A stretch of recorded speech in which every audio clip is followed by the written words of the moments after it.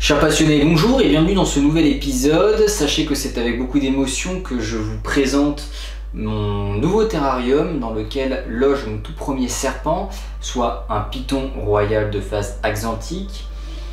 Donc il s'agit d'un terrarium en verre de la marque Exoterra, mesurant 90 par 45 par 90 cm. Il me semble d'ailleurs que c'est le terrarium le plus imposant de cette marque.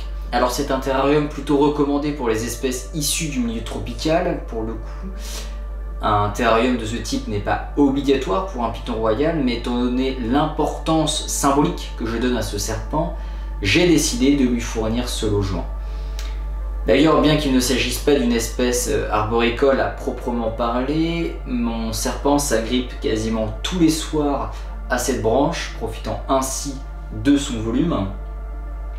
J'en profite également puisqu'il s'avère que ce terrarium est dans ma chambre et c'est très satisfaisant de l'entendre et de l'observer avant de dormir, d'autant plus l'été lorsque le terrarium est suffisamment éclairé par le clair de lune. Si vous avez des espèces arboricoles, c'est un terrarium que je vous conseille évidemment. Alors certains préfèrent les terrariums en bois puisqu'ils sont plus facilement constructibles et transformables. C'est aussi la raison pour laquelle j'ai légué ce terrarium à mon python et construit des terrariums en bois mesurant près de 2 mètres de long pour mes bois constructeurs, qui quant à eux sont de plus gros serpents. J'en profite d'ailleurs pour vous annoncer que prochainement je vous présenterai tous les terrariums et espèces qui vivent dans ma pièce dédiée aux reptiles.